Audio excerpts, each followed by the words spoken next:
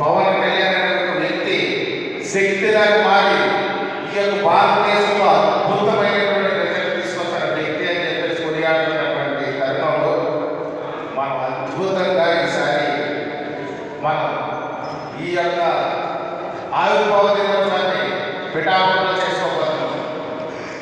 మనం 2 ఏళ్ళ కిందట మచిలీపట్నం ఆ రోజు అద్భుతంగా మనం సుమారు 70 బస్సులు వేసుకుని వెళ్ళాం. మనం చాలా గొప్పగా మన వాళ్ళందరూ కూడా నిలబడ్డారు. ఆ రోజు పవన్ కళ్యాణ్ గారు ఒక్కడే కాదు, పార్టీలో నిలబడ్డ ప్రతి వ్యక్తి కూడా పవన్ కళ్యాణ్ అని చెప్పి సందర్భంగా మనకు తెలియజేయాలి.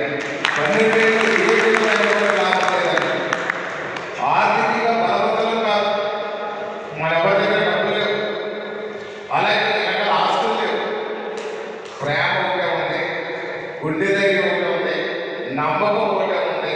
వీటితో మన పార్టీ సపోర్ట్గా నిలబడ్డాం. ఈవేళ పార్టీకి ఏర్పడిన తర్వాత 11 ఏళ్ళు గడిచిన ప్రభుత్వం వచ్చి 9 మాసాలైనా ఎవ్వరికి ఎలాంటి లాభం లేదనేదానికి సందేహం లేదు. ఎవ్వరు ఎలాంటి లబ్ధి పొందలేకపోయారు. మీరు కూడా ఎక్కడ ఏది ఆశించలేదు, మీ అందరికీ తెలుసు. అందరిలాగా మనం మాట్లాడటం కాదు. మీరు కళ్ళతో చూసిన శ్రీకాకుళంలో గడిచినటువంటి ప్రభుత్వాలు ఏర్పడినప్పుడు ఎమ్మెల్యేకి మనకి ఎంత డిఫరెన్స్ ఉందో అందరికీ తెలిసి, ముఖ్యంగా ప్రింట్ ఎలక్ట్రానిక్ మీడియా సోదరులకు ఇంకా బాగా తెలుసు. ఎందుకంటే మనం ఎక్కడ ఏమి చూసుకోవట్లేదు. ప్రజల రిసోర్సెస్ కానీ నేచురల్ రిసోర్సెస్ కానీ ఎక్కడ ఎలాంటి చూసుకోవట్లేదు. అదేవిధంగా జనసేన నాయకులు, కార్యకర్తలు, జన సైనికులు, వీరమహిళలు కూడా అదే విధంగా నిలబడ్డారు. మనం ఆర్థికంగా బలం లేకపోయినా ఏదో అద్భుతమైన భోజనం పెట్టలేం, కానీ ఆనందం ఉన్నవాడు మాత్రం ఆనందించే శక్తి మాత్రం భగవంతుడు మనకి ఇచ్చాడు. కాబట్టి అది ఒక జనసేన పార్టీలో ఉన్న కార్యకర్తకి, వీరమహిళలకి చెందిందని మరొకసారి తెలియజేస్తూ మనందరం కూడా ఆవిర్భావ దినోత్సవాన్ని ఘనంగా జరుపుకుందాం. ఒక పండగ వాతావరణంలో జరుపుకుందాం, ఒక ఉత్సవంలో జరుపుకుందాం. ఏదైతే ఒక కుంభమేళ ఈ దేశంలో మనకు చూపేసిందో అలాంటి కుంభమేళాలుగా అద్భుతంగా ఈసారి ఆవిర్భావ దినోత్సవం మన యొక్క పిఠాపురంలో చేసుకోబోతున్నాం. కాబట్టి మనమంతా ఒకటే. మీకు కావాల్సినటువంటి ఏర్పాట్లన్నీ బస్సులు నేను ఏర్పాటు చేస్తాను. వెళ్ళేటప్పుడు వచ్చేటప్పుడు కూడా భోజనాలు ఏర్పాటు చేస్తాం, జెండాలు ఏర్పాటు చేస్తాం, మీకు ఏ సదుపాయాలు కావాల్సిన ఏర్పాటు చేస్తాం. పవన్ కళ్యాణ్ గారి మీద, జనసేన పార్టీ మీద ఇష్టంతో వచ్చే వాళ్ళందరూ కూడా మీకు ఎన్ని బస్సులు కావాలో టీంలు ఏర్పడి మీ మండలానికి మీరే ఆర్గనైజర్స్గా ఉంటారని చెప్పేసి నేను కోరుతున్నాను. ముఖ్యంగా ఒక ఫుడ్ కమిటీ అనేది ఒకటి పెడతాం. ఓన్లీ మన భోజనం వండి ప్యాక్ చేసి వాటర్ బాటిల్స్ ఈ యొక్క ప్యాకింగ్ ఇవ్వడానికి ఒక ఫుడ్ కమిటీ ఒకటి వేద్దాం.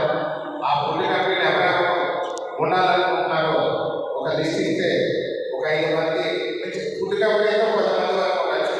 ఫుడ్ కమిటీ ఒక 10 మంది ఉంటే ఆ భోజనాలు ఏర్పాటు చేయడానికి ఒక ఫుడ్ కమిటీ. అదేవిధంగా చూస్తే ట్రాన్స్పోర్ట్ కమిటీ, అంటే మన ఇక్కడ నుంచి మనుషుల్ని తీసుకెళ్ళడం, అక్కడ పెట్టడం, మళ్ళీ అక్కడ ఎక్కించుకోవడం, వాళ్ళ దగ్గర ఉన్న భోజనాలు అందరికీ చూసుకోవడం, తాగడానికి వాటర్ బాటిల్ అందరికీ చూసుకునే విధంగా ఒక ట్రాన్స్పోర్ట్ కమిటీ ఒక 5 మందిలో 10 మంది.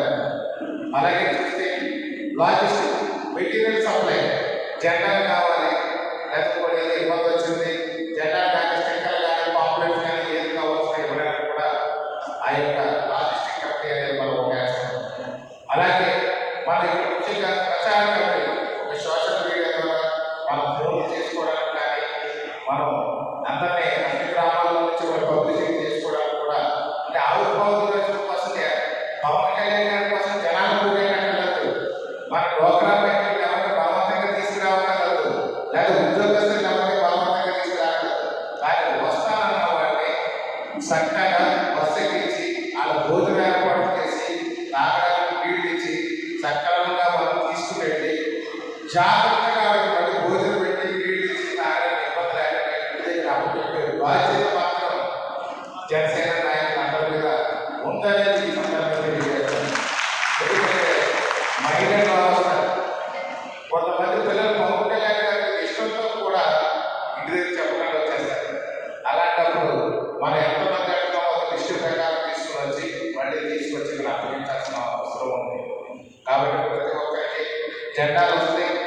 టీ షర్ట్ ఇస్తారు, భోజనం ఏర్పాటు చేస్తాం, వాటర్ బాటిల్ ఇస్తాం, బస్సులు ఇస్తాం, చక్కగా వెళ్ళి జాగ్రత్తగా వస్తాం.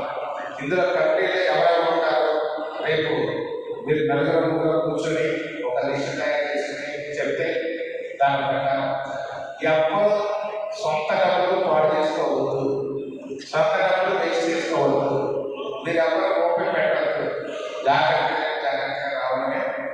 ఎల్లుండి వాళ్ళు తీసుకొచ్చి ఇంటి దగ్గర చక్కగా అప్పగిస్తే పవన్ కళ్యాణ్ గారు సంతోషిస్తారు. వాళ్ళతో కూడా నేను కూడా నాకు కూడా ఆనందంగా ఉంటుంది. ఎందుకంటే బిడ్డ బయటకు వెళ్తే ఇంటికి వచ్చే వరకు కూడా తల్లిదండ్రులు కూడా భయంతో ఉంటారు. అది లేకుండా ఉండాలంటే మన భరోసాతో పాటు భద్రతను కూడా రాసుకుంటాం. అందువల్ల భరోసాతో పాటు భద్రత ఇవ్వడానికి మీ మండలంలో అయితే మీ మండలంలో ఉండే కమిటీలో ఉంటారు, మీ మండలంలో జాగ్రత్తగా తీసుకుని వచ్చే విధంగా ఉంటుంది. కాబట్టి ఈ మండలం ఎవరెవరు ఉంటారనేది ఒకసారి రేపు కానీ ఎల్లుండి కానీ ఒకసారి కూర్చొని తెలియజేస్తే ఆ వేక్షణ రాజుగా చూస్తున్నారు ఒక లిస్ట్ ఇస్తే రేపు మామూలు నియోజకవర్గంలో లెవెల్లోని వేక్ష శివరామ్ గారు, ఇప్పుడు శ్రీరామ్ గారు, కొత్తపల్లి రఘు గారు ఇలాంటి వాటిని ఒక 5 మెంబర్స్ కమిటీ వేస్తాము. వాళ్ళు మీ పైన ఆర్గనైజ్ చేస్తారు. కాబట్టి మీరు ఎవరెవరు వస్తారో చూసి బలవంతంగా ఎవరిని తీసుకురావద్దు, వస్తారన్నవాడు వదలవద్దు. అదేవిధంగా ఈరోజు ఇంకొక విషయం చెప్తామని వచ్చాను. ఏదైతే మన సొసైటీ గురించి నామినేటెడ్ పోస్ట్ గురించి అనుకున్నామో ఆ సొసైటీ అన్నీ కూడా ఇప్పుడు కోడి మూసిపోయింది. ఇంకా అది వచ్చే వారంలో ప్రాసెస్లోకి వస్తుంది. అందరూ కూడా సొసైటీ చైర్మన్ ప్రమాణ స్వీకారం చేయడానికి కూడా డైరెక్టర్లో చైర్మన్ సిద్ధంగా ఉండాలని. అదేవిధంగా మరొక విషయం కూడా మీకు తెలియజేయాలనుకుంటున్నాను. కొంతమందికి నామినేటెడ్ పోస్టులు వస్తున్నాయి. అదొక లిస్టులో కొంతమంది మన ఏస్పాలని గారు కూడా ప్రథమ స్థానంలో ఉన్నారు అందరూ లిస్టులని. ఎప్పటికే కొన్ని పోస్టులు క్రియేట్ చేస్తారు. అందులో కూడా ఎవరైతే పార్టీ కోసం కష్టపడతారో, ఎవరైతే పార్టీ కోసం నిలబడతారో, ఎవరైతే పార్టీ కోసం ఎన్ని అవమానాలు వచ్చినా నేను జెండా పట్టుకుని వాళ్ళు విడిచిపెట్టారో వాళ్ళకి ఖచ్చితంగా మాత్రం సరైన స్థానం ఇస్తామని చెప్పి మరొకసారి గుర్తించారు. ఎందుకంటే జనసేన పార్టీ కష్టపడే వాళ్ళకి సరైన స్థానం ఇస్తానడానికి నేనే ఉదాహరణ.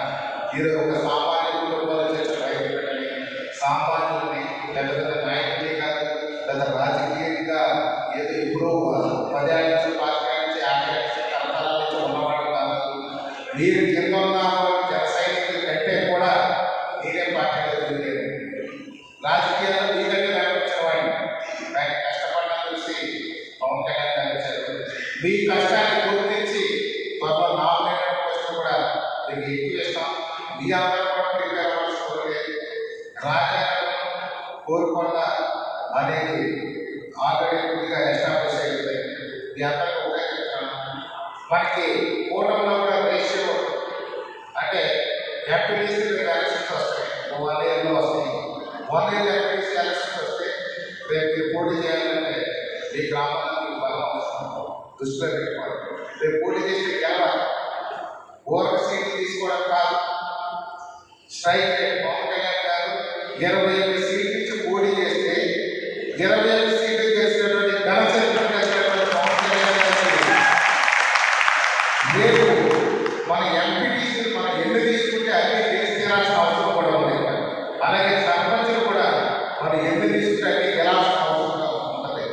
కాబట్టి ఎవరైతే గెలుస్తారో రేపు వార్డు మెంబర్లు కానివ్వండి, సర్పంచులు కానివ్వండి, ఎంపీటీసీలు కానివ్వండి, ఇవన్నీ కూడా మీ యొక్క బలం మీద ఆధారపడి ఉంటాయి. కాబట్టి ఒకటే కోరుతున్నాను, గ్రూపులుగా కాకుండా ఒక టీం వర్క్ చేయండి. పార్టీకి బలం పెరగాలి. బలంతో పాటు మీకు ఎత్తే ఎప్పుడైనా సరే మీకు మంచి పదవులు వస్తాయి. ఇప్పటికే సీనియర్లందరికీ కూడా కొన్ని పోస్టులు ఆల్రెడీ అనౌన్స్ చేసాం. త్వరలో కొన్ని అంటే ఏసుకోవాలి వాళ్ళు నమ్మి ముందొచ్చి నేను ఉంటాను, పార్టీ తరఫున నేను నిలబడతానని చెప్పేసి ఆ రోజు నిలబడ్డారు. అలాగే చూస్తే భూసరత్న గారు చూస్తే మొన్న ఆయన ఏ ఎలక్షన్ వచ్చినా బాగా ఫస్ట్ నేను పోటీ చేస్తాను, పోటీ చేసేదానికి అవకాశం పడేవాడు. లేకపోతే మొన్న ఆయన సొసైటీ మరణించేవాడు. ఒక ఎంపీకి అవ్వమంటే ముందు కూడా ఉండండి. ఏదైనా రిజర్వేషన్ వచ్చినప్పుడు మా ఊళ్ళో ఏది వచ్చినా సరే, మా ఊళ్ళో సర్పంచ్ వచ్చినా సరే నేను ఖచ్చితంగా అందరూ ఎలక్షన్లో నిలబడతాను. ఖచ్చితంగా అలాంటి వాళ్ళు తప్పకుండా వాళ్ళందరికీ మనం ఖచ్చితంగా అవకాశాలు ఇస్తాం.